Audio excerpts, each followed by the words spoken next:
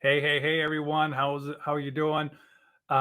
Today, another webinar with the crew over at Web Insights. If you want to check them out, webinsights.com. Really appreciate their support of our ongoing webinar series. And we have another group of awesome guests on the show to talk about how do we need to make B2B marketing customer-centric. From my perspective, I wonder why we even have to talk about this topic. Still, seriously, be customer-centric. Stop it. Stop the madness. So we have 4 guests on the show. We'll bring them on here, and everybody can introduce themselves, please, just for a few seconds. First up, we have Brian Hansford. Brian, welcome to the show. Thanks, Christoph. I'm really glad to be here. Brian Hansford, I'm Senior Director of Demand Generation with Icertis. Icertis is the leader in contract lifecycle management solutions. We help organizations manage their businesses through the management of contracts to help organizations with how they manage static documents, driving all of the value and commitments from contracts to make sure that they are getting everything that they can out of those documents and agreements. We have customers like Boeing, Microsoft, Daimler, Apple, and others that are some of our clients. And I'm really excited to be here and talk with the rest of you here. And Brian, you're located on the West Coast. I'm near Chicago, roughly. But we're going around the world. Giuseppe, you're in the UK, right? Correct. I'm in London. Thank you, Christoph. Tell us about yourself. Well, I'm Senior Director of Marketing at Rock Content. Rock Content is a global company that produces marketing solutions for building content experiences across the full buyer journey. In addition, I teach at marketing branding at General Assembly and sometimes also at local universities here in London. I'm Italian, as you can probably understand from my southern accent. And as I mentioned before, I live in London. I moved to London 7 years ago. Fantastic. Welcome to the show. Really appreciate you making the time. And we are keep going around the world, back to the U.S., I believe. Sarah, are you on the East Coast? I am. I'm just outside of the Baltimore area, sort of like you, Baltimore-ish area. Baltimore-ish, like how I say I'm outside Chicago when I'm 4 hours away. I'm only 45, so it's not quite 45 minutes. Awesome. Tell us about yourself. Yeah, I am on the Yahoo marketing team. On Yahoo, we sort of have 2 business groups. We have the consumer group, where you think of Yahoo Finance, Yahoo Sports, and Fantasy. And then I'm on the B2B side, so our business group that supports ad tech and ad monetization. And within that, I sit under our partnership, industry, and engagement. So I sort of have a deep legacy in event experiential. And that's why a customer-centric approach is near and dear to my heart. That is awesome to hear. And welcome back, Martin Boyle. Martin has been on the show many, many times. I don't know how many times, a handful of times. And tell us about yourself. Yeah, thanks very much, Christoph. So I'm the marketing director here at Web Insights.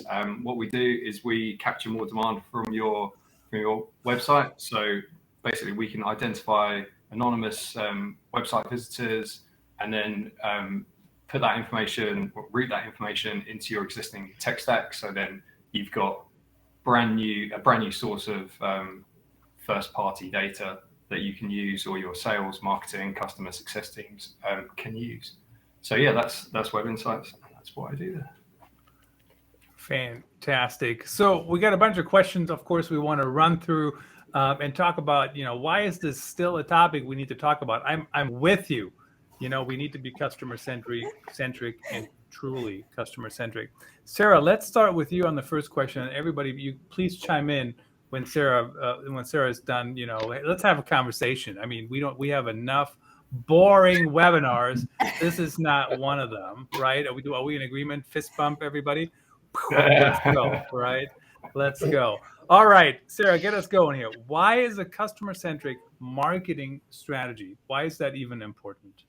Yeah, I mean, I think you really brought up the point that how are we not already doing this? It should be something that we're thinking about and something we think about on my marketing team every step of the way. Like it's first identifying, what do consumers want and what are their needs and how do we meet them there? And the best example I could think of that how we approached this in the last 18 months was during the pandemic when live events stopped, when it felt like the world had stopped and we had to pivot to virtual. But when we thought about where customers were, like for me, our customers are in advertising, brand marketing, and agencies. And I myself was worried about my job security. I had friends in New York that were losing their jobs, worried about losing their jobs, asking to be taking pay cuts.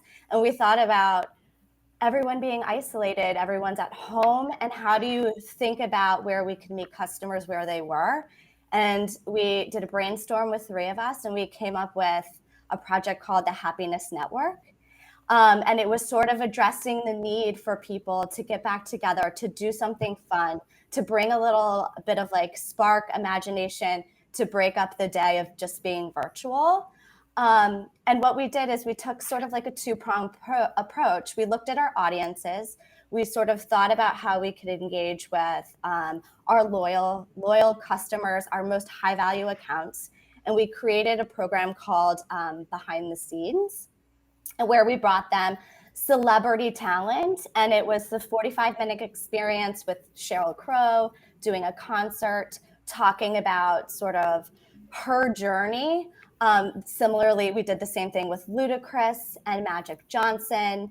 And then we found a huge success with that in terms of the opportunity for our sales team to engage with clients, to talk about those conversations afterwards and have it be something different than sort of like, what's going on with you? Just a different approach to business. And then we did a sort of a step down where we thought about who are our day-to-day contacts and how do we bring something similar to them?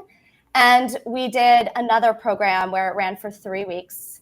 And it was 4 different experiences. They took sort of like a fun BuzzFeed style quiz and got put into a neighborhood when you couldn't go out into your neighborhoods anymore. You couldn't experience that. You were nervous to just even go out and get coffee at that point. And we worked with a bunch of talent to create 12 different kind of fun experiences. We had the free solo climber, Alex Hanad, come on and talk about sort of adventure. We did a cake making experience with Flower Shop, who does the exploding, really brightly filled cakes. And we just sort of thought, and we had great engagement. It was overwhelmingly positive, and sort of that's kind of like how I think of how ways that we've approached it and why it's important always, and especially in this past year.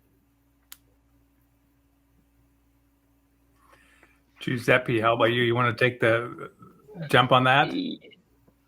Yes, thank you, Christoph. I must admit, when I hear about customer centricity or audience centricity, like probably you are, I usually get a bit confused. Is it marketing in the whole enterprise supposed to focus on customers by definition?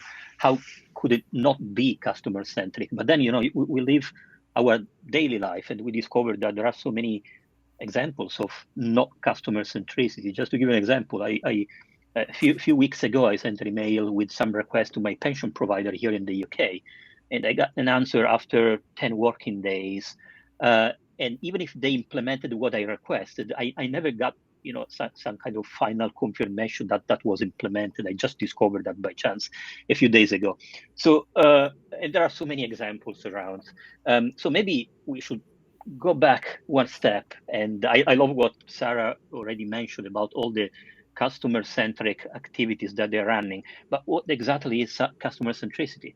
How can we define that? And in my view, we can define it as doing business that fosters some kind of positive customer experience across the full buyer journey.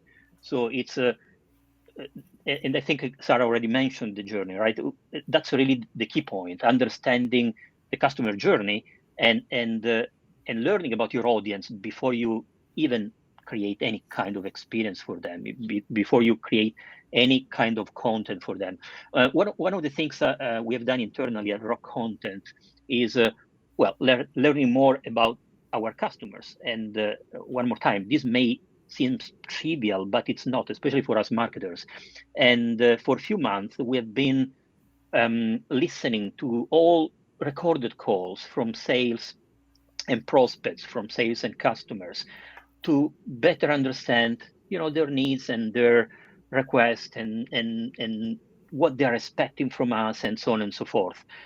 One more time, it is probably basic stuff, but if you don't start with, this basic approach, then how can we even think about doing marketing for someone who we, even don't know who they are? So that's really, my first comment about customer centricity or audience centricity.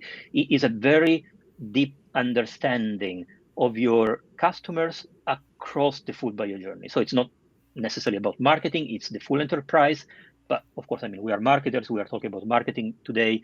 So let's start from there. Absolutely. And, Brian, before we come to you, the one thing that crossed my mind as you were talking, Giuseppe, is when Sarah is talking about how the audience, how the customer base reacts, right? So that's a good indication. If everybody is engaged, maybe you're on the right track to be customer centric. And if nobody responds, maybe you're not, right? Maybe you picked the wrong thing. And that's, I think, when I grew up in marketing, right, we're set in stone. This is what we do today. And we're going to do that for the next, now I'm showing how old I am. But today we change things, right? Like you just change it, like move forward, next play. With the next play, Brian, run it. Yeah, so I like to fall back on one of my all-time favorite quotes that I borrow heavily from Ann Handley. And I think that we have to have pathological empathy for our buyers in B2B marketing. It's one of the things that we all, as B2B marketers, fall back on. We love to talk about ourselves. We love to talk about our companies. We love to talk about our products and features and how great we are. But we don't always keep that focus on who we're actually trying to have a conversation with, and the meaningful experience that we're trying to provide to help people, first off, help them understand whether or not they have a problem to solve. What is the problem? What's the scope of the problem? How do they approach solving that? And then what are the solutions that they need to solve that? I think just in general, and I see this all over the place, and when I was doing consulting with a lot of organizations, it's like, it's just blasting interrupt marketing, just talking about messages that really aren't relevant to the people that you're trying to engage with. And you're not addressing or haven't been addressing problems that they're trying to solve. So I think it's trying to flip that around and be much more empathetic. And I think in B2B marketing, there's a problem. We talk about personas, we talk about enterprises, we talk about industries, but we never talk about the people that we're trying to engage with. I think the closest we get a lot of times is persona. Then we get down to title and maybe what they're doing. And that's a big problem, because in B2B marketing, I think the average, at least in enterprise, the average buying committee is around 6 to 8 people that are involved in a purchase decision for a complex enterprise solution. And, that takes 9 to 18 months. So you have a lot of people that you're trying to engage with and provide valuable information with to help them make a decision that isn't confusing, that doesn't slow things down. So I think, there's already enough challenges out there. Don't put more barriers up there to create more challenges. So just being centric and having that, the pathological empathy, so that you can engage with people, get their attention, and demonstrate that you have a level of understanding of the problems that they may be trying to solve. And then I think the other challenge too is, and I've read about this, where I think so many of us are very responsive. Somebody downloads a white paper and boom, the ISR is calling them within 5 minutes, right? responsiveness, I don't think is a problem, but I think it's being a little more prescriptive on how we're trying to engage with people to help say, listen, let me help me understand some of the challenges you have. Let's see if there might be a connection here. And this is how we would approach solving the problem. Does that make sense to you? And there's a way to apply marketing with that approach to help with that and have that customer centricity. And I think at the end of the day, we always have to remember, right? We're still talking to people. It drives me crazy when people tell me B2B is so different. It's not. It's still people. It's just people. I haven't seen. I have yet to see a brick building cut a PO. So if anybody ever sees buildings cut POs, let me know. But otherwise, it's people that are making those decisions. The people are the ones that we have to talk to, and I think that's what we need to think about. And and just not talking about ourselves so much. Let's listen a little bit better. Yeah, absolutely. Share relevant content. Martin, do you have anything to add?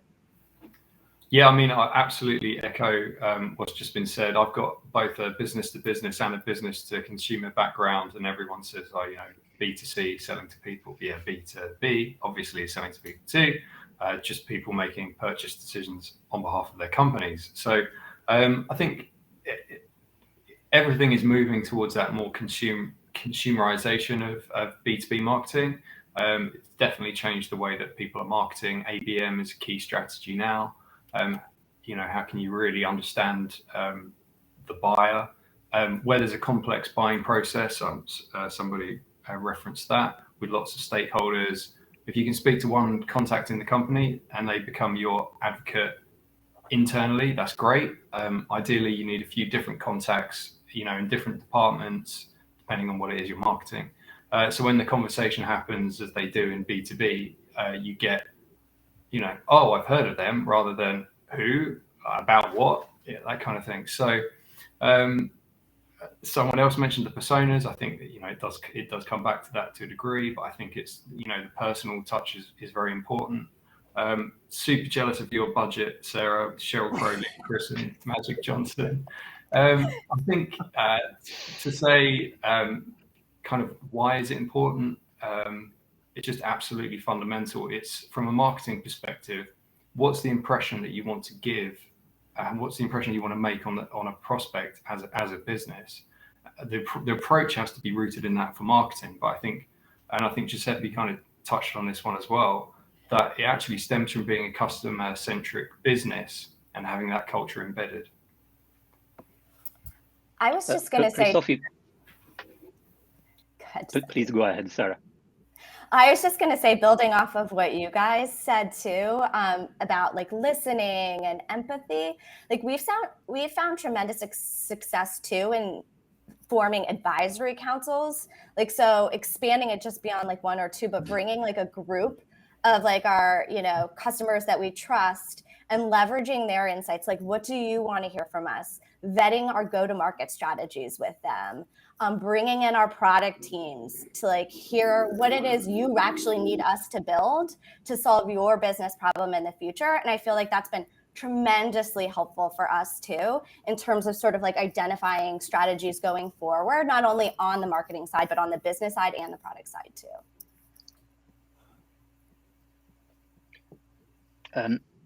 Just to rephrase what Martin said, I was thinking about a couple of elements that, in my opinion, are bringing us B2B marketers to be more, well, let's say again, customer-centric. The first is education. I think we are more educated today.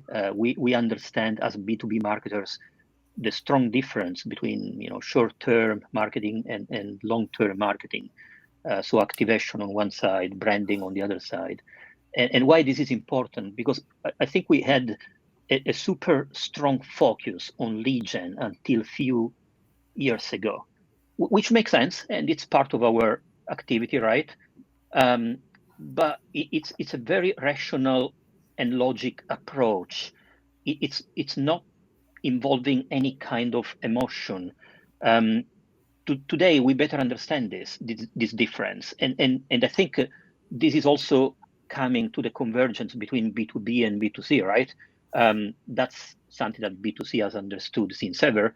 And now this is coming also to B2B enterprises. And I see examples of emotional content, emotional videos, emotional campaigns, some of them provoking, some others not. But, I see humor, I see having fun as a typical approach of some B2B enterprises, which probably didn't even think about this kind of content approach until a few years ago.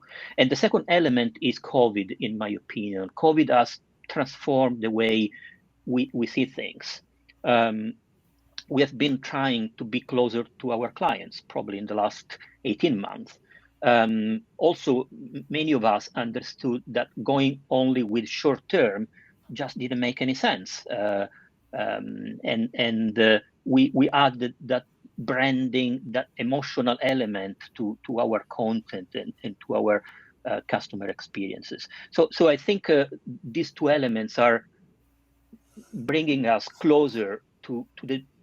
I don't want again to make the difference between B2B and B2C, but this convergence is happening, and this is very visible today after 18 months of pandemic. The pandemic has really moved some of those things forward. I mean, I used to do live streams like this in person, and I haven't done one in person in, I don't know, it seems like 10 years now, but certainly a while. And when people say, oh, you want to do this in person? I'm like, but then I have to go over there, set up, everything is set up already, and people still watch. It doesn't have any impact on anything, right? Other than you get to meet the person in person. All right, Brian, I think we already touched this a little bit here and there, embedded in different answers, but how do we create that good customer experience? I mean, I heard Sarah, I'm excited to hear that you've had success with committees or groups, and I've had too in some instances, but I've also had some horrible experiences, and maybe that's many, many years ago now, where they just slowed things down. So they can work if you do them well. What else, Brian? Kick us off on this one. What else can we do to implement this good customer experience strategy? Yeah, so I think one of the big challenges with the customer experience is in developing one, especially if you're trying to help develop a funnel and a pipeline. One of the things I see quite often is organizations like to take a perspective that's totally internal. So we want this person to do this, and then when they come here, that's going to go to sales, and the ISR is going to follow up, and then it's going to go over here, and then it's go down here, and then we're going to measure it this way. The perspective, I think, is important because if we don't ask some of our either existing customers or even prospective customers how they are going to approach an evaluation, consideration, their research, what helps them, what do they find most valuable, we're just guessing. And then if we also don't ask, we're not getting the right perspective. We're just taking our perspective on what we think should happen, or what we think, maybe even just what one customer is saying, and that's not a full enough view. So I think one of the most important things to do is to really have some conversations and ask people what they're doing, and how they do it, how they're trying to solve problems. And it's amazing when you ask questions. I think there's a saying, what is it? Interested is interesting. If you start asking questions and listening, and if you're not talking as much, and you're letting your audience do more of the talking, the lessons that come out of that are incredible. And then you can start shaping some of the experiences and understanding some of the questions and the problems that people have and the problems that they're trying to solve. And then where do you provide the channels that they can have those experiences to learn more? So, there's a paper I was just reading from Gartner, I think it came out last August, where they're saying that only 17% of a complex purchase decision is spent with any sales organization at all, so any reps. And only 5% is spent with a single individual rep. So that means that there is a vast amount of decision-making, consideration, research that's going on before anybody even talks to another person. So it's important to, make sure that your website is structured in a way that's providing information that's relevant, that the thought leadership content that you're providing is meaningful, that referral sites, research sites have good reviews on there, that help organizations do research when they're just independently checking things out on their own. It's really looking at the full view, not looking in the mirror, but kind of lifting your head up and looking out a little bit, asking questions and listening and just trying to understand, okay, what are the problems trying to solve? How are you approaching this? What is most helpful for you? And how can you deliver that information and those tools and those resources and that engagement in a way that's meaningful and doesn't get in the way and it doesn't slow things down? So much to comment on. I'm going to withhold most of my comments, but so much good stuff right there, Brian, and we'll throw it over to one of the other panelists. But the one thing I do want to mention, when it comes to listening is so hard. It's actually harder than it sounds, right? And this was brought home to me the other day. Nick Graham at Mondelez International was on Real Talk, the Customer Insights show, and he said, that quote everybody throws around, how Henry Ford couldn't ask people what they wanted because they would have said faster horses, and how that doesn't help you innovate. He said that's total baloney. Oh, he didn't say, that's my word. He didn't say baloney. Total baloney, because there's totally an inside in that quote. They told you they wanted to go faster. Of course, they don't know the answer is a car. Do you know what I mean? So that comes back to truly listening, not listening to the exact words, but listening to their intent. So anyway, that's my only comment on that, but great stuff. Sarah, what are your thoughts on the question? Yeah, no, to build on sort of what Brian said and give like an example and sort of our approach, like when the pandemic shut down, we had to think through like how we were going to get our markets out in message. We sort of came up with this concept of doing thought leadership pieces, keeping them 10 minutes, talking about, things that were important to us at the time, digital out of home, CTV, are some of those. But we found that when we were seeing what the engagement was, it was really low. And that's because that's how we were thinking about it and not listening to what our customers actually needed to get from us. And we pivoted, took a different approach, and started going back to like the format of webinars where you're actually in the tool with hands-on keyboard folks. And we've seen tremendous amount of like growth and success in pivoting that approach, listening to like what they actually want to hear versus trying to like tell them our approach. Giuseppe or Martin, anything else on this one? Yeah, I think if I may add a comment on what Sarah is saying, one of the problems we as a marketers have is, we love jumping immediately on execution, right? Communication, execution, and of course, social media probably are the best channels today for executing our stuff. But we often forget that, whenever we put a content plan or a marketing plan together, there are 3 different phases. And the first is diagnosis, and the second one is building your strategy based on the diagnosis. And finally, you jump on execution. And we tend to forget the first 2 phases. And understanding your audience is exactly part of the diagnosis, together, with the understanding the context, eventually your competition, and so on and so forth. So I really love what Sarah and Brian were saying, because those are 2 different ways to understand your audience. The advisory board, for instance, or just asking questions. Another exercise I usually tend to do whenever I build a strategy before jumping on execution is what I call the exercise of unanswered questions. And this is something that I've done also consulting large enterprises. I usually invite around the table all customer-facing departments, so people who really understand their audience, and I ask them, all right, let's start to put down on a wall with post-it, that was a pre-COVID era, all the unanswered questions that, in your opinion, your potential buyers may have. And the outcome of this exercise is a wall full of post-it that then we try to categorize.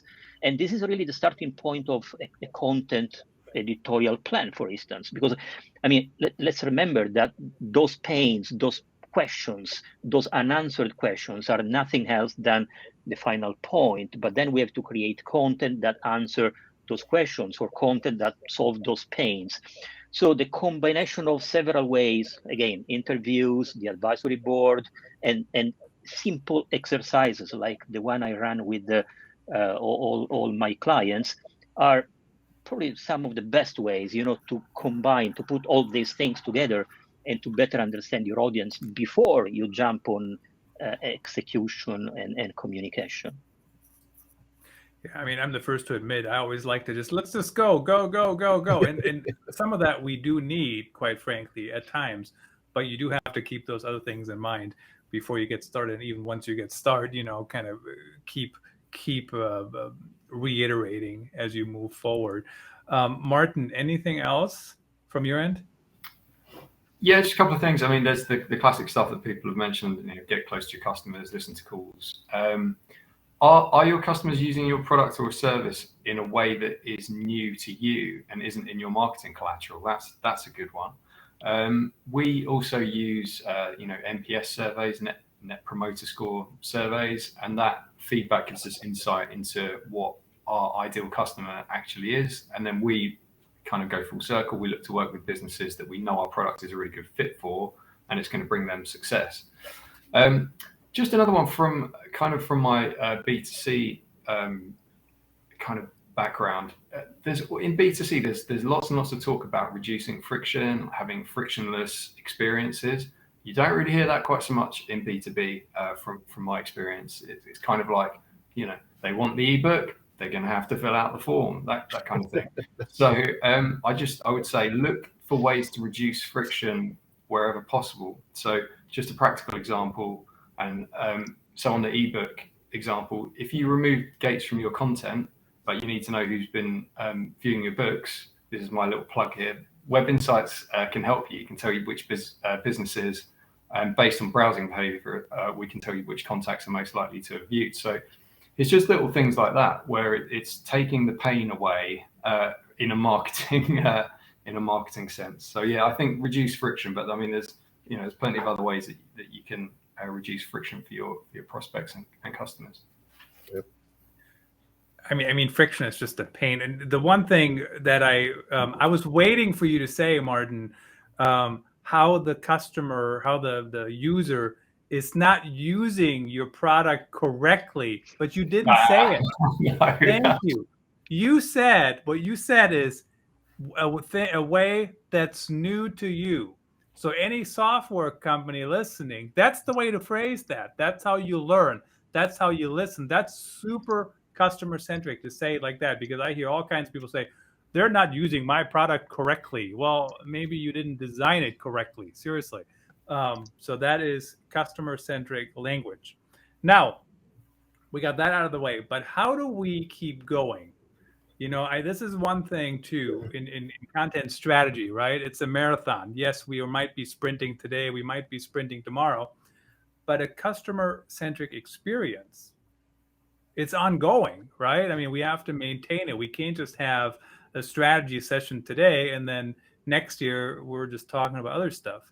Giuseppe, maybe get us started on this one. How do we keep going? How do we maintain it? How do we make sure it's top of mind amongst all those other things that are top of mind?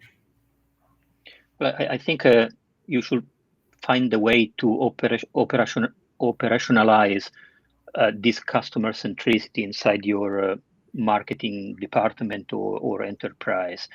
And in addition, you should probably follow a series of steps. Diagnosis is the first one. We already mentioned that several times, understanding your audience, but also don't just focus on short-term marketing. I mean, we all know, again, that lead gen is critical, but it drives marketing tactics that no one likes.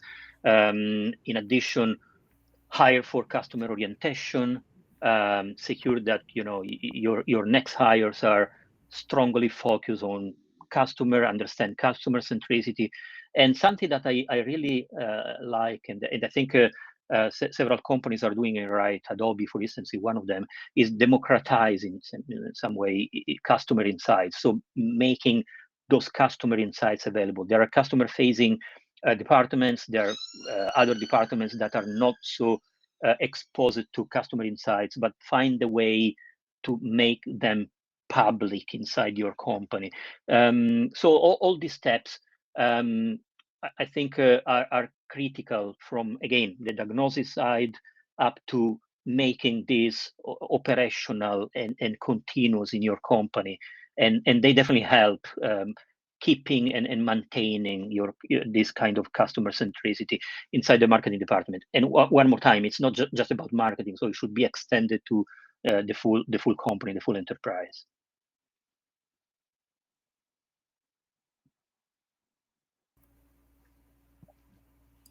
You're mute there, Christoph, I think. Yeah, I just noticed that. Happens every time. I don't know why. And so there's so many channels now to communicate all this information, right?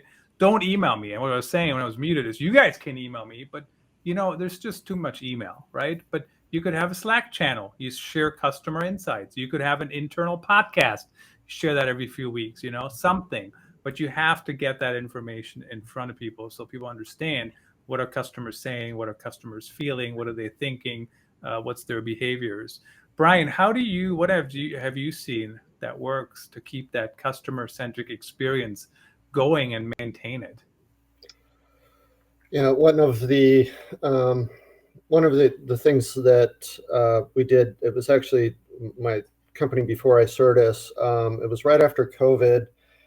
We didn't have anywhere near the budget that Sarah had, so we couldn't get Ludacris or Magic Johnson or any of those guys. But one of the things that we did was the company I was with was a security and privacy software provider, and the community of security, IT security, and privacy people, professionals, is very passionate and tight knit, and we created. It was right after COVID happened, and events started getting canceled. Everybody went through this experience, so we thought, okay, what's our alternative here? Well, instead of having tons of webinars, which we did, but in addition to that, we actually set up a forum. It was a monthly forum, and we called it group therapy. And what it was, we had the monthly sessions hosted by some recognized thought leaders, either privacy or security professionals. There'd be a topic, and people would just dial in. There was no pitch. And those are the rules that we started with. There was no pitch, but people would join, and they would actually network and talk to each other and share their experiences, share their ideas, share their frustrations. And it turned into kind of a networking session, idea sharing session. And the amazing thing was, it was customers and prospective customers all talking to each other, and you were just kind of standing back, letting the conversation flow. And that type of experience, I think, when you start bringing people together so that they can share ideas, share their experiences, share best practices, networking, things like that, especially in these times, I think we all have a craving of kind of, even though we like to have some space, there's still that human connection that can be very powerful in that customer marketing experience. And I think if you can create opportunities and channels and methods to establish those connections where you're not just talking to people, but maybe you're listening a little bit more, but also give opportunities for customers, prospective customers, to talk to each other, that can be incredibly powerful. And people will remember if you help facilitated that. They will remember that, and they will, in the back of their mind, they will, give you some emotional credit for that experience. And that's very powerful. And you're just, I think you're getting out of the way at that point. And I think, we're underestimating some of, and maybe not even recognizing some of the experiences there that we could take advantage of, just to bring people together through all kinds of different channels, just to help them kind of work things out, maybe share some ideas, vent a little bit. And I don't know, those are some ideas there. It's not just about email. It's not just about social media, webinars, things like that. Kind of open it up a little bit to create more of a human connection. The thing of connecting people, I mean, there's a lot of companies in B2B, believe it or not, on Facebook that have Facebook groups, and people are sharing, I couldn't do this or I couldn't do that. And then somebody says, oh, here's how I did that. And the company listens and sometimes chimes in, but they also get ideas from there, right? Why is this a new way of how people use the product or whatever? So I think that's a fantastic example. Sarah, we have not come to you yet on this question, have we? I don't think so. I love sort of what Brian was saying. I love what Martin was saying about, and I'm trying to think of a good example of how we've implemented that ourselves too, just to like spark ideas. I love ideas. And I've been writing down your guys' about this unanswered questions forum with internal people. And I love the Facebook group idea. A way I think we've also been sort of approaching it too is instead of just doing our own proprietary content and like events and content that we're sharing, is sort of leaning into our partners too in the industry to help formulate questions, whether that's being part of their advisory groups to hear what they're saying. And that sort of helps us evaluate what we should be talking about in market. I think an interesting one that we've done recently is we partnered with Josh Golden, who did a Eureka moment. And he put together like a 6-series podcast with like the CMO of Facebook and the VP of marketing from Pepsi, talking about sort of their moment in life that's changed their way of thinking. And we sort of spotlighted our executives too, and making it more of a human moment of like, how are we doing brand storytelling? How are those moments changing? And doing stuff in like a really authentic way. At the end of the day, it is about being human. And I don't know why I have to keep repeating myself, saying that everywhere in the world where people are listening to me, because we're all humans, right? Shouldn't be difficult. Martin, what do you say? Great point about democratizing customer data insights. I completely agree with that. I think how to maintain customer-centric marketing strategy. Again, I think it stems from having a customer-centric culture at your business. We trying to think of a quick example. I suppose we use we look at negative retention here. So that's obviously growing the services that your existing customers use. To do that, you need happy customers who trust that you can deliver. So a lot hinges on the product and the service that your customers receive. Also, just coming back to what Giuseppe said, I can't remember if it was if it was the answer to this question or the one before, but the unanswered questions, I think, really good. I used to work at a business, and they used they called it the Ben Duffy approach, and it was based on an advertising exec. And he basically went into a pitch. He wrote down all the questions that he'd have if he was sat on the other side of the table, and that helped him to win the pitch. So that's just obviously the classic put yourself in the customer's shoes. But yeah, I really do like that idea of the unanswered questions. So yeah, I suppose coming back to the culture, try and break down silos where you can share information, just work cross-functionally as much as possible. That's really going to help you out in your marketing. Silos are only useful in Iowa, which is where I am.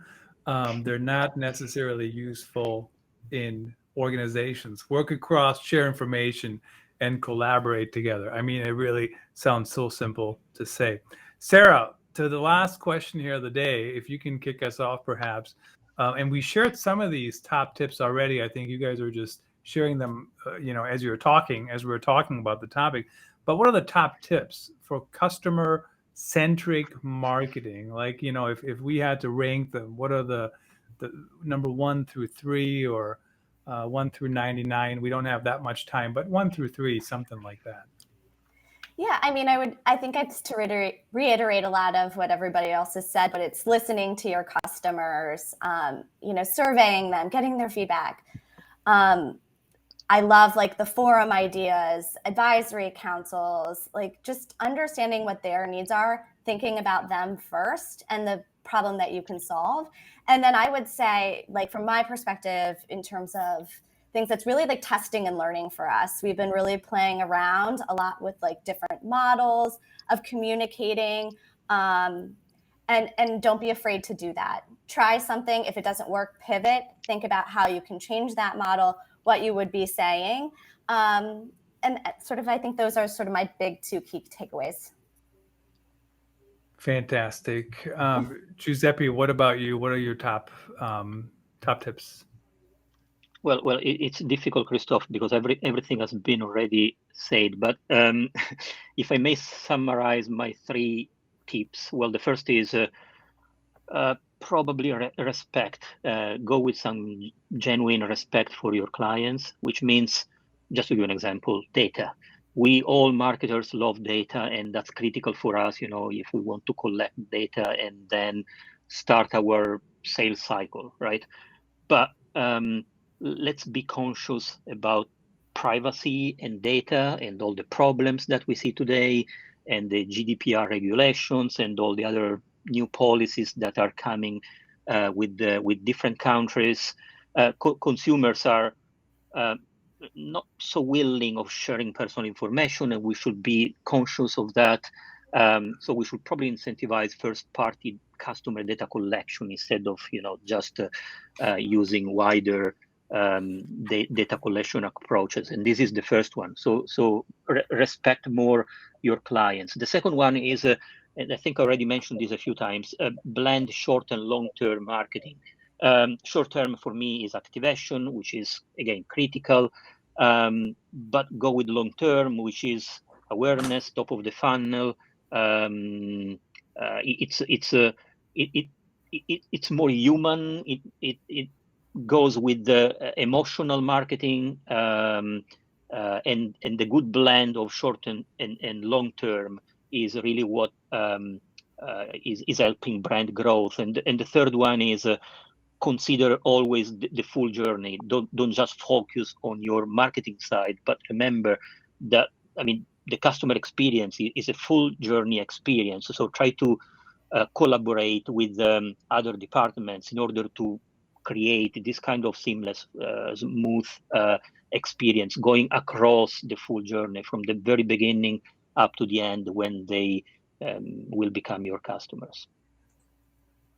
I'm absolutely a fan of, not just focusing on the short term, but long term, right? Because if we want to build a company, certainly we need to have our customers come back. And I don't know if you guys read the book, Shep Hyken just put that out, I'll Be Back.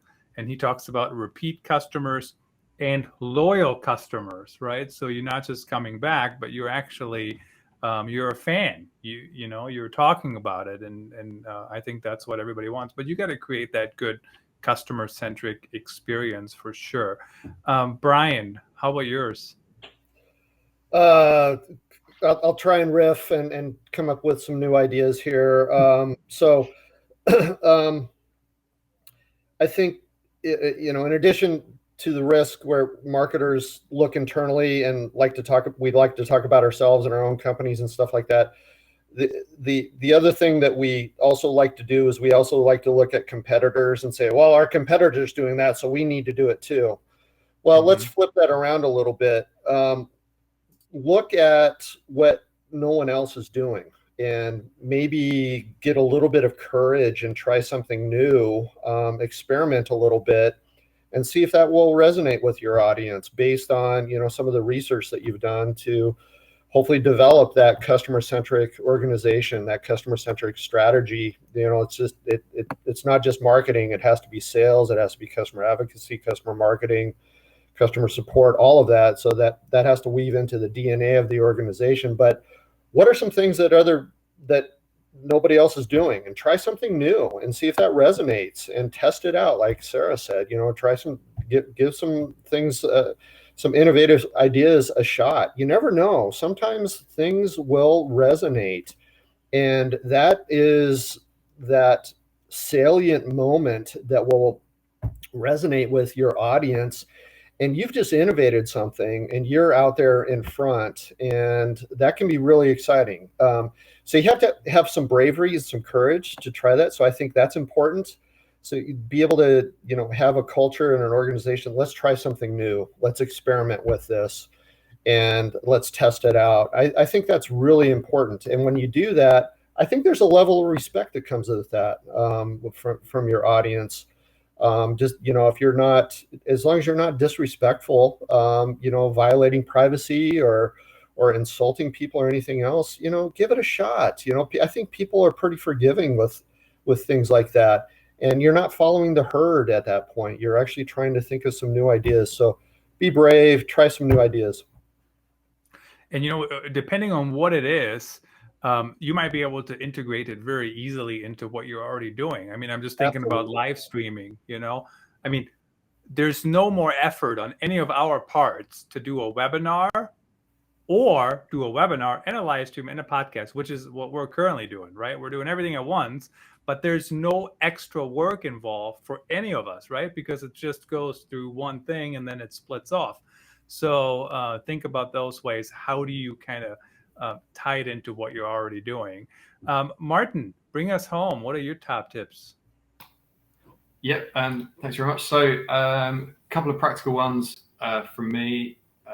So I would say use technology in a way that creates bespoke experiences for the prospect wherever you can. When I've been on this previously, I've spoken about Webio. They enable you to create a completely personalized homepage based on the business IP address of the visitor. So obviously that's going to make a really great first impression. Come back to what Giuseppe was saying about data. Sorry about this slightly shameless plug, but our product can give you a new source of first-party data. So if you know a customer's been browsing certain pages of your website and they're looking into a product or service that they're not currently using, you can start that conversation with them. You're helping them to buy. There's the old saying, people like to buy, they don't like to be sold to. So you can maybe give them a bit more detail or reach out with a case study, but you're coming from that informed place. And then my big tip is, as a general thing, is just work cross-functionally across the business, have conversations with the sales team, product team, customer success team, and just advocate for the customer within your business wherever possible, all the time. There you go. That's me. All the time. Fantastic. I mean, it's always great to have experts like you guys on the show and dive into these topics. I hope people take it to heart and actually, put the customer at the heart of everything and be customer centric. I mean, it sounds easier than it could be. I'm out of here, guys. I think I'm the only one that hasn't commented on this. I'm booking Ludacris for my next company meeting or whatever customer meeting. I'm just kidding. But you can do it at any budget. Come on. So let's not fret on that. So anyone watching on the GoToWebinar, there should be a poll available right there if you want to sign up for a demo of Web Insights, the website visitor tracking software. You can do that. Otherwise, go to webinsights.com and you can sign up there as well. Really appreciate you four coming on today and sharing your expertise. Thank you so much. Thank you. Thank you very much. Thanks, Christoph. Thank you.